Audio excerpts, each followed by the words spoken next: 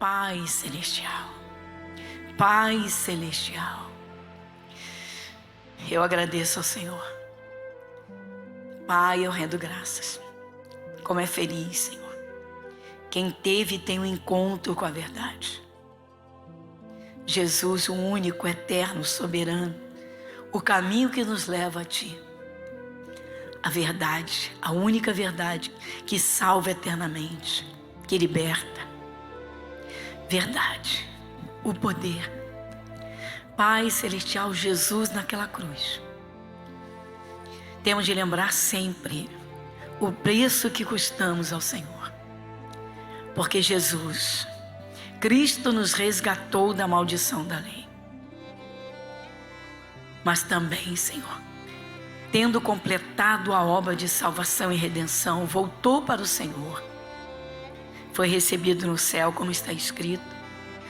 Está sentado à direita do Senhor, intercedendo pelos santos, pelo teu povo. Para que o teu povo na terra intercedam uns pelos outros. E assim cada um, buscando o Senhor e se revestindo do teu Espírito e do teu poder, possa dar cobertura à sua família e ligado ao corpo que é a igreja. Como sabemos, de modo tão simples o Senhor colocou, Cristo é a cabeça da igreja, a igreja é o corpo. É Jesus. Senhor nosso Deus, em nome de Jesus, encontre o nosso coração preparado para o Senhor, receptivo ao Senhor. Não com os nossos conceitos cristalizados, porque quantas vezes o Teu Espírito Santo vem e faz a correção. Quando o coração está aberto, preparado, quando estamos receptivos verdadeiramente, que seja assim, Senhor. Nosso Deus, estamos vendo os acontecimentos pelo mundo, dos quais Jesus falou e enfatizou nos evangelhos. Quando esteve neste mundo, e disse, e ouvireis falar de guerras e de rumores de guerras, haverão fomes. É a fome física do corpo físico, em tantos países, em tantos lugares. E a fome de Deus num coração, Pai, que tem essa fome, o vazio interior, que nós sabemos que atingiu e atinge todo ser humano desde Adão, desde a sua queda. E Jesus, o Senhor veio, e de modo tão simples. Senhor nosso Deus, tenha liberdade, que o Teu Espírito Santo fale conosco. E hoje, Senhor, encerrando esse ciclo das 12 semanas sobre a inveja, que é um sentimento da carne, como o Senhor diz em Gálatas, que é obra da carne, obra da carne. Então, Senhor, nosso Deus, sabemos que é só querer e o Teu Espírito Santo opera. Um sentimento que corrói por dentro, destrói, chega até os ossos da estrutura de vida. Como o Senhor diz, a inveja é a podridão dos ossos. Misericórdia, Senhor. Misericórdia, Jesus. Vem, Senhor, vem, Senhor. Toma a Tua direção. Senhor, tenha liberdade para agir, para operar em cada um. A família, Senhor, que precisa tanto, tanto dos Teus cuidados. Primeiramente da salvação eterna, do Teu zelo, Senhor, da proteção que só o Senhor pode dar, livrando de todos os males, de todos os perigos, de todas as investidas ou tentativas malignas, de todas as ciladas. Senhor nosso Deus, fale conosco. Abra-nos mais o entendimento, dada a Tua sabedoria. Eu peço e desde já, obrigada, Jesus. Amém e graças a Deus. Amém? Bom, nós vimos em Mateus capítulo 27, só para a gente reiniciar, o Evangelho de Mateus capítulo 27, versículo 18, né? Nós vimos aqui bem claramente, o Espírito Santo inspirou o evangelista Mateus, que colocou, então, porque sabia que por inveja o haviam entregado. Jesus foi entregue para ser julgado, na verdade para ser morto, e Pilatos está diante de Pilatos, E Pilatos sabia, está bem claro que ele sabia que por inveja havia entregado a Jesus. Bom, a inveja se esconde no coração até que seja manifesta, porque ela cresce dentro do coração. Então, o que nós vimos, pessoal? Hoje é o 12º dia, 12ª semana, estamos encerrando hoje esse ciclo desse entendimento. Acho que é muito importante, porque se não fosse, a palavra inveja não estaria na Bíblia tantas vezes, não é? Tantas vezes. Inveja com suas palavras derivadas, né? 37 vezes na Bíblia. Que isso, é muita coisa. Muita coisa. Então, é para se considerar. Obviamente, né, para fazer autoexame e altos exames de quando em quando, pedindo ajuda do Espírito Santo, assim como não ter um sentimento de revolta, de raiva, de ira, de mágoa, de amargura, ódio, nem pensar. Porque todos os sentimentos que vão contra Deus, eles são trabalhados dentro do coração e eles vão contaminar o próprio corpo. Como Jesus falou da inveja, o Espírito Santo diz, né? Está lá, não vamos lá agora, em Provérbios 14:30 diz que a inveja é a podridão dos ossos. Coração com saúde é vida para a carne, mas a inveja é a podridão dos ossos. Os ossos é a representação da estrutura de vida. Ou seja, a pessoa ela pode ter uma vida firme, abençoada, mas tudo começa dentro do coração. O Espírito Santo também diz que do coração procedem as saídas da vida. O maior problema da humanidade é a cegueira espiritual. E o maior problema que o Espírito Santo encontra no seu povo, nos cristãos, literalmente, tá? É a falta do entendimento. O Espírito Santo diz: o meu povo foi destruído porque lhe faltou conhecimento. Por exemplo, as conversas. Muitas pessoas se contaminam, muitas pessoas abrem brechas e espaços para demônios simplesmente conversando. Dependendo do assunto, das conversas, das palavras, pessoas se amaldiçoam umas às outras, plantam na própria vida sementes malignas que vêm de dentro. A pessoa já está contaminada. Mas quantos cristãos se interessam por compreender isso? Assim também, eu cansei de ouvir ao longo de anos pessoas evangélicas dizerem: inveja é bobeira, inveja é besteira, inveja não prejudica ninguém, inveja só prejudica o invejoso. Como a inveja não prejudica o ambiente, não atinge pessoas? Se o Espírito Santo, usando Tiago, diz que onde houver inveja, haverá perturbação. Está bem claro lá na carta de Tiago, no capítulo 3, nós lemos isso várias vezes. Então é um sentimento que trabalha. É um sentimento que vaza. É um sentimento que cria uma atmosfera que vai alimentar demônios. Como o ódio alimenta. Como raiva alimenta.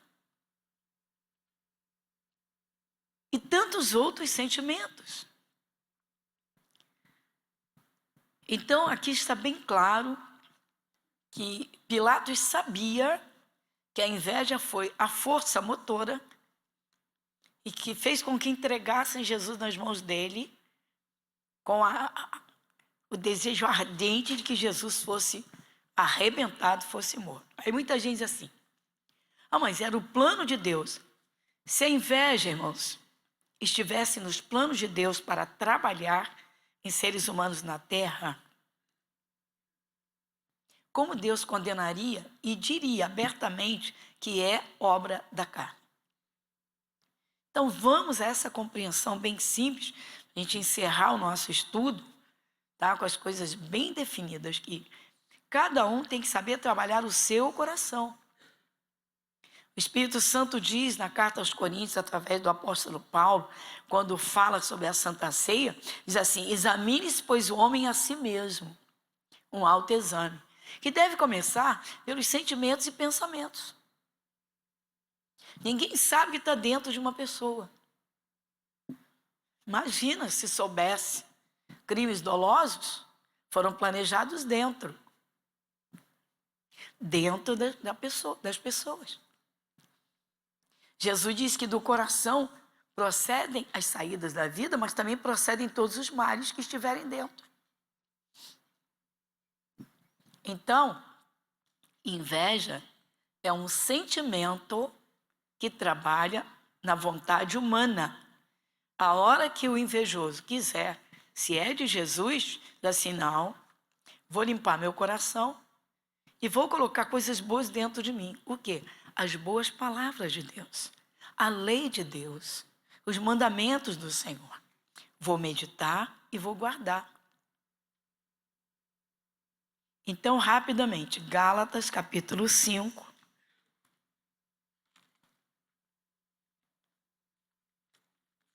Depois das duas epístolas imensas de Paulo aos Coríntios, vem Gálatas. No capítulo 5, o título diz assim, estamos rapidamente revendo. No capítulo 5, versículo 16, acima do versículo 16, o Espírito Santo, não é? Começa no versículo 16, mas tem um título aqui que diz assim, as obras da carne e o fruto do Espírito. Então assim, digo porém, andai em Espírito. Espírito com E maiúsculo é o Espírito Santo. E não cumprireis as concupiscências da carne. O que significa essa palavra concupiscências? Desejos, vontades. Vontade é uma coisa de dentro da pessoa. Tem determinadas vontades. Tem vontade de sair de perto de pessoas. Tem vontade de ir para tal país. Vontade. Só tem que ver se essas vontades estão de acordo com Deus. E então fazer a correção. Nosso corpo é uma casa. Se a casa é sua, você coloca dentro dela a mobília que você quer. Se você não quer uma certa mobília, você joga fora. Você comprou um sofá novo, obviamente você vai desfazer do sofá velho, vai tirá-lo de dentro da sua casa. O lixo a gente tira de dentro e põe para fora. Joga fora. Jesus diz que o diabo é imundo, imundo. Quem gosta de lixo é ele. O diabo adora quando ele pega um cristão que se magoa com facilidade, que se acha perfeito e não precisa fazer correções. Versículo 17. Porque a carne cobiça contra o Espírito Santo. E o Espírito contra a carne. A carne aqui são as vontades humanas e os sentimentos. Os desejos. E estes opõem-se um ao outro, para que não façais o que quereis. Mas se sois guiados pelo Espírito Santo, não estáis debaixo da lei. Porque as obras da carne são manifestas, as quais são prostituição. Olha, como é que pode? Aí uma pessoa cai na prostituição, é demônio, é demônio. Sim, o demônio entra, mas ele entra depois. Que a pessoa faz a vontade da carne, que é a sua própria vontade. Pessoa ter vontade de beber não faz dela um alcoólatra, se ela não beber. Pessoa ter vontade de bater no outro, não fabricou um agressor, só se consumar a vontade.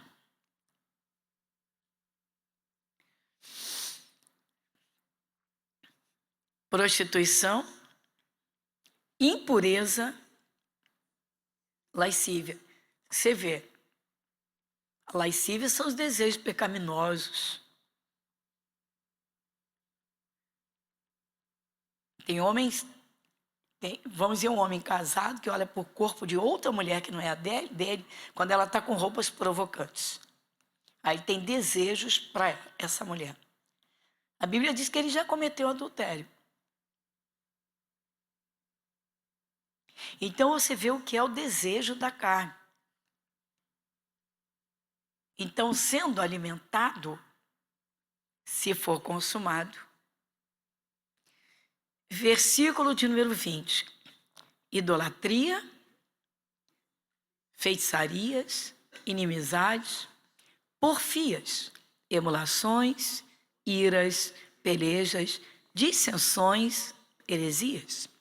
21, inveja. Então está aqui bem claro que a inveja é obra da carne. Ou seja, é um sentimento que a própria pessoa tem que excluir, expurgar, para manter seu coração limpo. Sendo um sentimento, habita dentro do coração. Sendo identificado, jogar fora. Como Deus manda jogar o medo fora. O medo é sentimento, é negativo. E o Espírito Santo, na palavra, manda jogar fora. Então, a inveja tem que ser jogada fora. A pessoa não pode desejar ser a outra pessoa, ou ter o que aquela pessoa tem, ou fazer o que ela faz. Ou melhor, da forma que ela faz, cada um é um.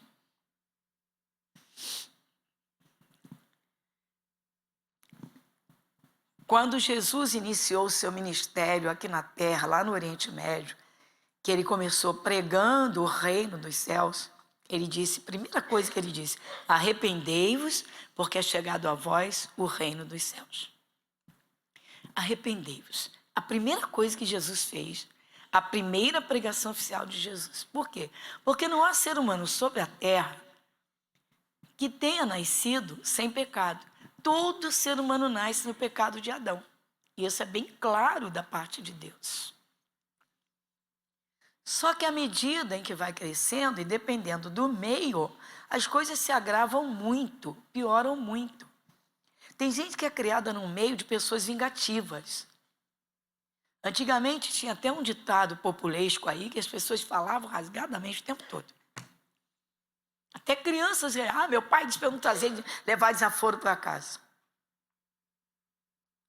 Criando encrenqueiros. Criando pessoas, né, que vão alimentar contendas. E vão bater de frente. Se não tiver um freio imediato, não encontrar Jesus, podem se arrebentar. Então, ao encontrar Jesus, a palavra vai corrigindo os nossos erros.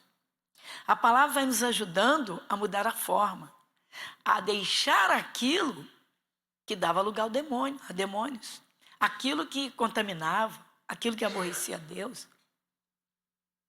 Você vê que a coisa é tão simples que o Espírito de Deus, né, Deus soberano, ele diz que nós devemos falar como ele fala. O apóstolo Pedro, na primeira epístola, no capítulo 4, versículo 11, a primeira parte ele diz assim, se alguém falar, fale segundo as palavras de Deus. Paulo diz, sede meus imitadores como eu sou de Cristo. Então, o cristão já começa ali a entender como Jesus viveu na terra para poder imitar. Trabalhar isso dentro do seu ser. Então você vê que a inveja está como obra da carne. Tudo que for obra da carne é vontade humana. Então pode ser corrigido e deve ser corrigido.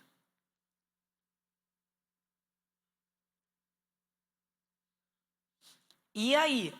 Bom, então o Pilatos sabia que por inveja entregaram a Jesus. Agora hoje, nesse momento, nós vamos contemplar um ponto importantíssimo, tá? A ser observado. Os fariseus, os saduceus, os grupos do povo judeu da época e os escribas, fariseus, saduceus, escribas e a cúpula do sacerdócio, tanto o sumo sacerdote quanto os sacerdotes, eles ficavam de olho e atentos ao que Jesus ensinava para captarem alguma coisa que Jesus falasse, por exemplo, contra a lei de Moisés. Vou dar um exemplo que todos vocês aqui conhecem. Aquela mulher que foi pega em adultério, no ato do adultério, diz a palavra, foi pega no ato do adultério, possivelmente levada, enrolada num lençol, para a praça pública, diante de Jesus. Por quê? O que eles queriam? Eles sabiam que Jesus amava as pessoas e só queria o bem delas. Aí ele vai dar livramento para essa mulher, e quando ele falar para dar o livramento, que ela não seja apedrejada, nós podemos acabar com ele. Por quê? Porque ele foi contra a lei de Moisés. Ele se levantou contra Deus. Ele se levantou contra a lei de Moisés. Aí eles levaram a mulher, e Jesus estava escrevendo no chão, agachado, escrevendo. E eles começaram a perturbar Jesus. Mestre, mas eles começaram com elogio. Mestre, essa mulher foi pega no ato do adultério. A lei de Moisés diz que deve ser apedrejada e morta. Que tu dizes? Olha aí, olha a astúcia. O que tu dizes? Já é para a gente ficar ligado. O invejoso, qual foi a base do nosso estudo desde o início, quando anunciamos? Cruel é o furor e a impetuosa ira, mas quem parará perante a inveja?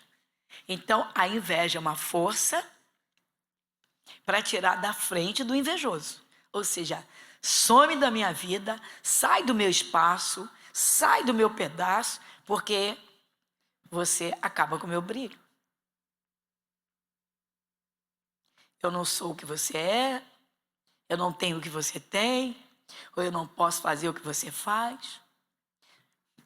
Teu brilho me apaga. Aí a frustração. Então, eles tinham uma inveja quando Jesus começava a ensinar.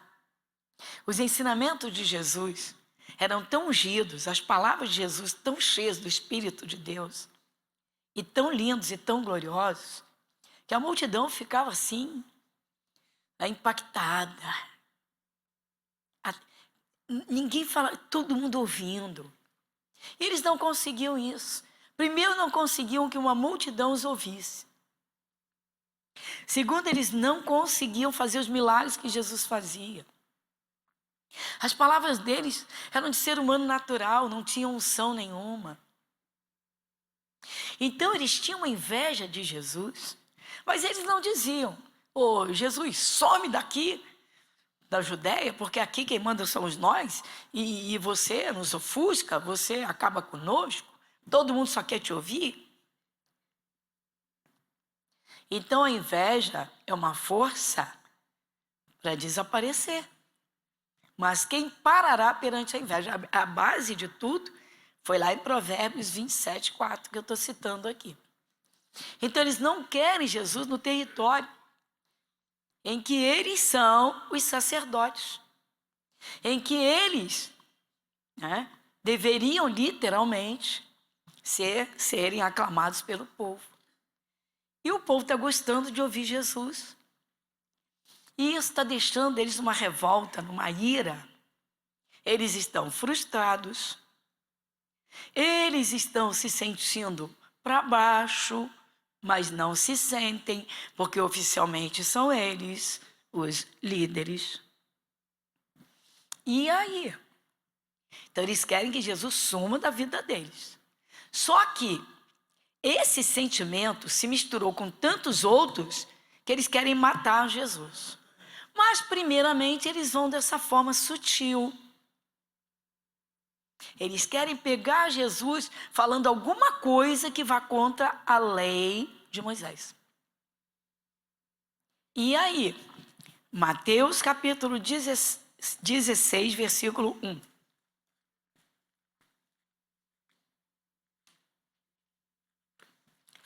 Evangelho de Mateus, capítulo 16, versículo 1.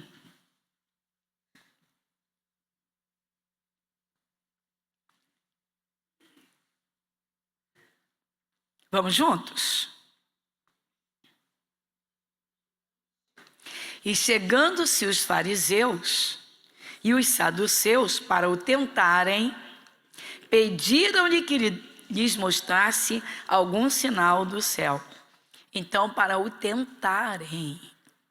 Eles não foram porque eles queriam uma prova de que realmente ele era de Deus e eles queriam segui-lo. Não. Eles foram com hipocrisia para tentar pegá-lo em alguma coisa que ele falasse. Então está aqui, chegando-se os fariseus e os saduceus para o tentarem. Está bem claro aqui. Irmãos, o que a Bíblia fala sobre o tentador? Quem é o tentador? Então eles estão sendo usados por quem? Está aqui. Todo invejoso é tentado pelo diabo para tentar o invejado. O diabo sopra. Aí, ó, tá vendo? Se achando, ó. Pergunta isso assim. O invejoso se finge amigo, amiga. O invejoso elogia, às vezes até exageradamente. Atenta bem. Por quê? Porque a gente tem que ter o coração limpo, irmãos. Nós temos que buscar o que Deus preparou para nós, para cada um. Não tem que imitar ninguém. Ah, por que a igreja tal está crescendo? Faz o que ele faz, o que ela faz. Não, não é assim. A palavra de Deus diz lá em 1 Coríntios 12 que há uma diversidade de ministérios. Ou seja, os ministérios são diversos. A forma. O Espírito Santo é um só. Mas os ministérios são diversos. Eu contei aqui que há muitos anos atrás eu recebi uma senhora cuja irmã dela não falava com ela há 25 anos. Não ia na casa dela e não admitia que ela fosse na sua casa. Por quê? Porque um terceiro familiar filmou a casa todinha da irmã. A casa da irmã é a réplica da casa dela. Os móveis são idênticos, da mesma marca, o mesmo estilo, as mesmas posições, porque as casas de vila são iguais. Se entrar numa casa, a pessoa diz, se entrar numa casa, já sabe como é a outra. E uma casou primeiro e montou essa casa primeiro. A outra invejosa montou 100% igual. E logo criou uma briga para não falar com a outra, para completar a casa idêntica à outra. Ué, você queria igual, dizer, minha irmã, você é minha irmã, amei tua casa, tem problema eu comprar os móveis iguais aos teus? Perguntava. Cortina igual, cortinas iguais, decoração igual. Uf.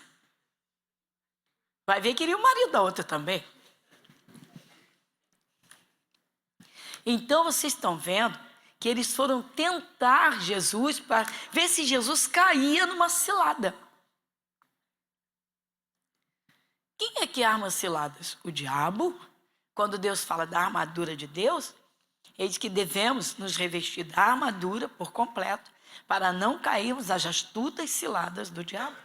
Mas eles estavam sempre tentando armar uma cilada para Jesus. Agora vamos em Mateus capítulo 22.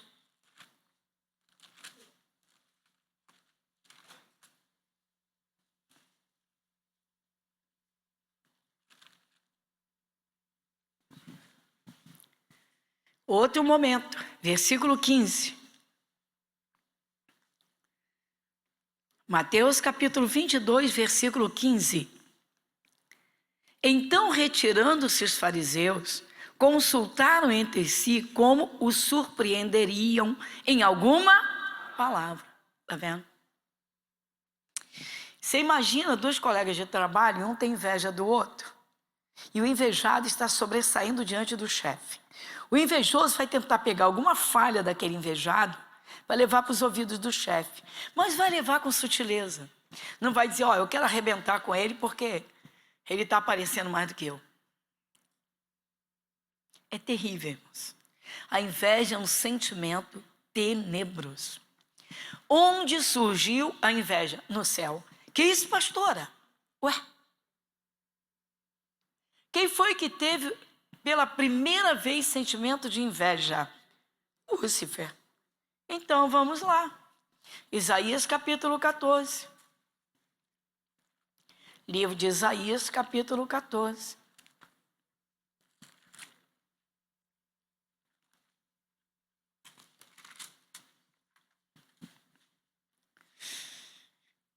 vamos pegar no versículo 12 até o 14.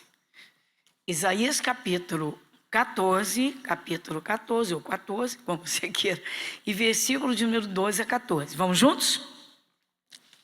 Como caíste do céu, ó estrela da manhã, filha da alva, como foste lançado por terra, tu que debilitavas as nações.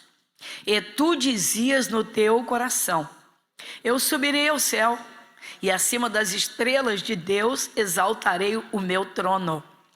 E no monte da congregação me assentarei, da banda dos lados do norte. Subirei acima das mais altas nuvens, e serei... Ele não se conformou em ser criação de Deus, ele queria ser igual a Deus. Mas Deus o criou. Deus criou Lúcifer como um anjo esplendoroso, glorioso, de luz, cheio de poder. Ele não se conformou com tudo isso. Ele queria ser igual a Deus. Mas Deus é um só e Deus o criou. Então, o coração, está aqui bem claro, tá? Quem acha que espíritos não têm coração, demônio tem ódio. Satanás, ele tem ódio das igrejas que ensinam as pessoas, de pastores que ensinam, de ovelhas que são ovelhas, de gente que ama lutar por almas. E tu, versículo 13, e tu dizias no teu coração. Olha aí as conversas que temos dentro de nós mesmos. O Espírito Santo examina tudo, pessoal. E tu dizias no teu coração: eu subirei ao céu, e acima das estrelas de Deus exaltarei o meu trono. Está aqui. Vou botar acima. As estrelas aqui são a representação dos anjos de Deus. Dizendo, eu vou estar acima de todos. Quem vai mandar em todos os anjos sou eu. Mas ele não mandava, pastor, em todos. Entende-se claramente que não. O arcanjo Miguel, depois da queda de Lúcifer, para a queda, Deus mandou que Miguel batalhasse contra Satanás, contra Lúcifer. No céu ele era Lúcifer porque era um anjo de luz. Caiu, Apocalipse capítulo 12.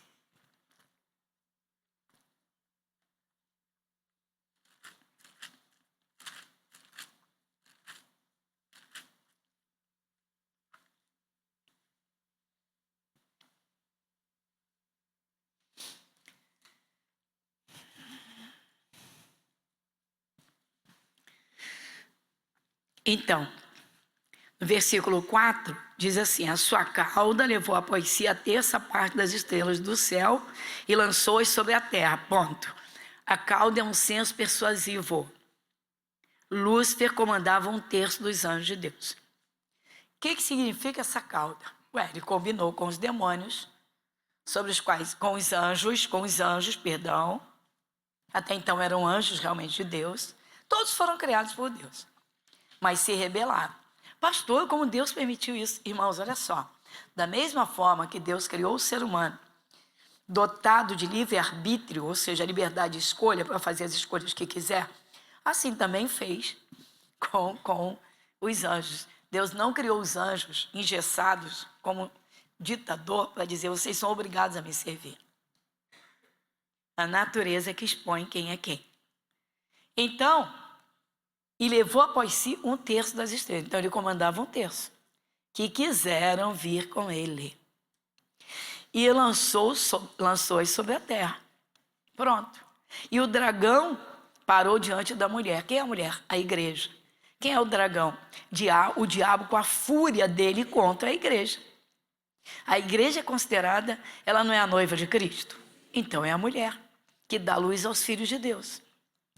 Que havia de dar a luz, aqui, para que dando a luz lhe tragasse o filho. Satanás, ele quer acabar com Jesus de qualquer maneira. Então nós estamos vendo os fariseus, os escribas e saduceus, eles querem acabar com Jesus. Pensando, vamos arrebentar com ele, e acabou essa história do povo ir atrás dele. Satanás faz isso, pessoal. Satanás faz isso. Se tiver um cristão numa família, o diabo vai tentar jogar as pessoas contra esse cristão. Nunca a favor, sempre contra.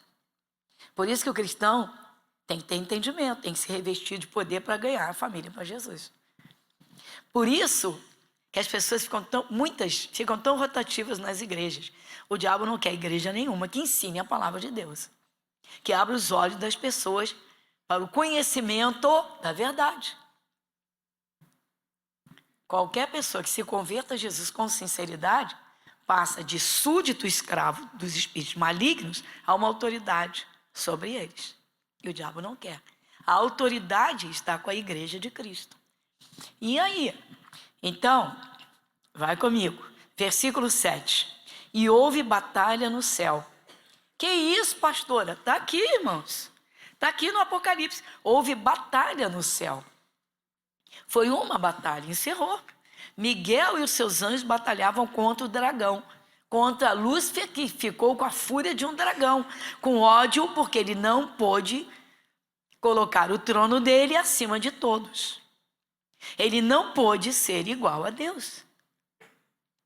E batalhavam o dragão e os seus anjos. Mas não prevaleceram, nem mais o seu lugar se achou nos céus. E foi precipitado o grande dragão, a antiga serpente, chamada o Diabo, e Satanás, que engana todo mundo. Ele foi precipitado na terra e os seus anjos foram lançados com ele. 1/3 dos anjos. Ai, meu Deus, calma. Tem 2/3 que ficaram fidelíssimos a Deus, a Jesus, que trabalha a favor da igreja de Cristo, do seu povo aqui na terra. Se você não crê, é lamentável. Mas já no Salmo 91, o Senhor Deus havia dito. Ele disse que aquele que habita no esconderijo do Altíssimo, a sua sombra iria descansar. O Senhor Deus diz isso. E depois então ele diz, porque tão encarecidamente me amou, também eu livrarei. Mas ele diz, aos seus anjos dará ordens a teu respeito. É bom o cristão se interessar por compreender as Escrituras. Compartilhe com seus amigos. Fala para as pessoas que elas estão sofrendo desnecessariamente. Que Deus tem muitos anjos para trabalhar na vida de qualquer um que receba Jesus de todo o seu coração. Ah, eles trabalham no mundo também. Sim, por intercessão de alguém que tem entendimento, pelas orações, mas quem dá ordens é o Senhor, não somos nós. E aí, pastora? Bom, eles querem pegar Jesus numa falha contra a lei de Moisés e não conseguem. Agora vamos para a reta final. Atenção. Vamos lembrar que Jesus ressuscitou Lázaro. É verdade? Está na Bíblia? Vocês creem? Alguém diz amém? Amém. Jesus ressuscitou Lázaro, que só de sepulcro tinha 4 dias. Fazia 4 dias que Lázaro havia sido sepultado. Tanto que quando Jesus se aproximou da porta do túmulo, que tinha aquela pedra gigantesca, quando Jesus se aproximou, a Marta virou-se para Jesus e disse, Senhor, já cheira mal. Já cheira mal, já é de 4 dias. E Jesus chamou Lázaro pelo nome e ressuscitou Lázaro. Não vamos lá, porque não é o ponto central desse momento.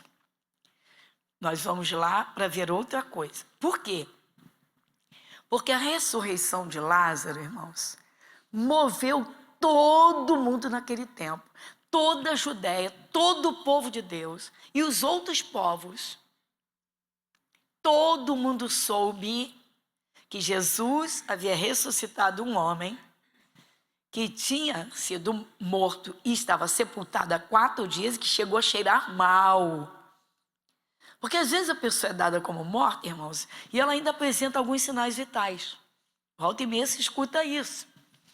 Né? Tem várias explicações científicas que os cientistas, né, os estudiosos dão. Não foi o caso de Lázaro. Lázaro morreu, né? Agora fazer igual o povo diz assim, né? Morreu, virou defunto. E estava cheirando mal. O cheiro de carne podre estava saindo de dentro do túmulo do Lázaro. Jesus não teve preocupação nem receio nenhum, simplesmente ressuscitou Lázaro. Todas as células, irmãos, que estavam decompostas, que viraram lama podre, foram reconstruídas. A coisa mais incrível. E aí, óbvio, todo mundo soube.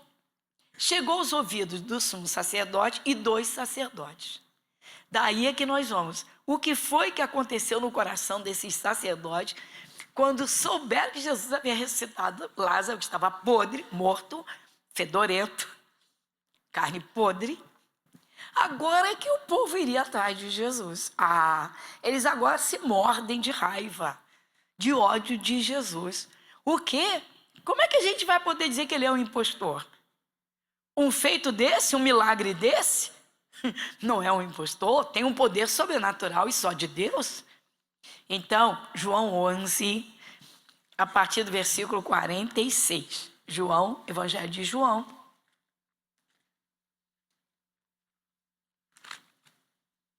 Capítulo 11.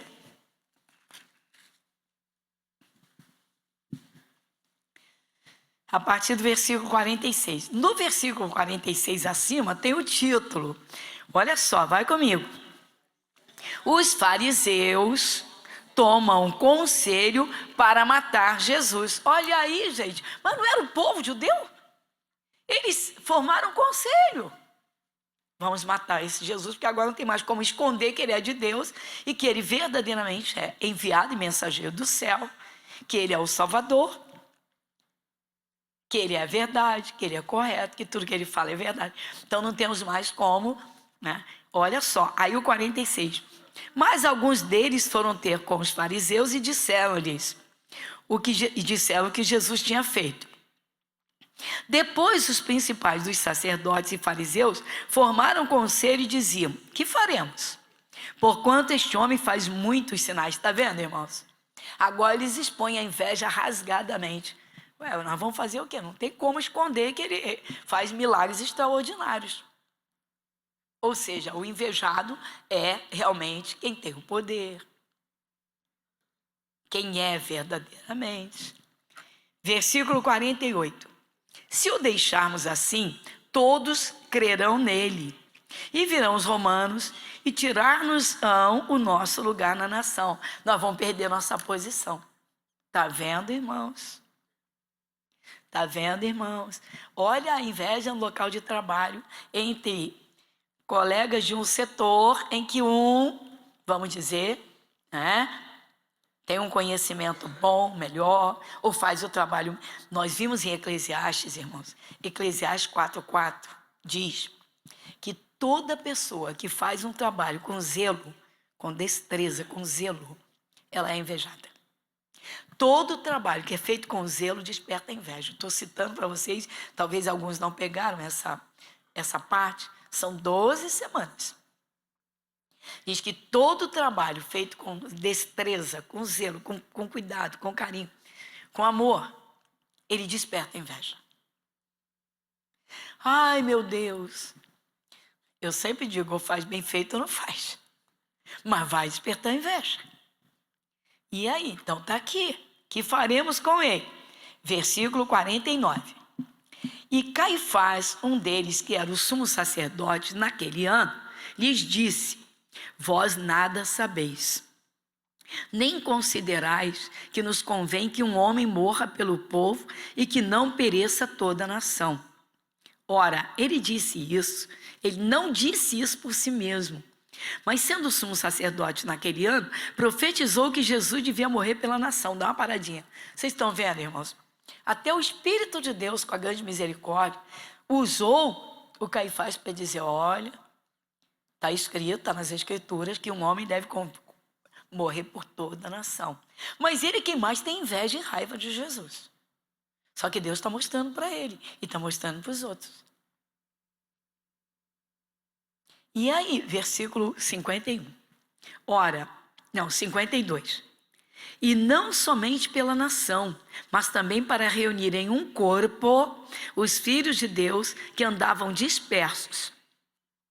Versículo 53. Nós vamos até o 57. Desde aquele dia, pois, consultavam para o matarem. Vocês estão vendo? O sumo sacerdote sabe que Jesus é o enviado de Deus. Ele acabou de falar. Ele sabe. Mas ele quer matar Jesus. Por quê? Porque Jesus tira o brilho dele. Porque Jesus faz o que ele não consegue fazer e não pode fazer. Porque Jesus tem ensinamentos inspirados. As palavras de Jesus saem com inspiração. Tem gente que tem uma unção diferenciada, irmãos. E aí desperta inveja. Continuando. Versículo 54. Jesus, pois, já não andava manifestamente entre os judeus, mas retirou-se dali para a terra junto do deserto, para uma cidade chamada Efraim. E ali andava com os seus discípulos. Dá uma paradinha. Jesus não precisou se esconder? Sim ou não? Não saiu da frente deles? Olha aí a inveja. Se perceber que tem inveja, começa a orar. Mas fica um pouquinho na sua, vai. Vai para o cantinho do seu canto, vai para o seu cantinho. Não fica tão em evidência, não. Para acalmar os ânimos. Para não dar alimento para os demônios. E aí, vai comigo. Versículo 55. E estava próxima a Páscoa dos judeus. E muitos daquela região subiram a Jerusalém antes da Páscoa para se purificarem. Buscavam, pois, Jesus e diziam uns aos outros, estando no templo: que vos parece? Não virá a festa? Ora, os principais dos sacerdotes e os fariseus tinham dado ordem para que, se alguém soubesse onde ele estava, o denunciasse para o... Amém, irmãos? E aqui nós encerramos o ciclo sobre a inveja. Obrigada, Jesus!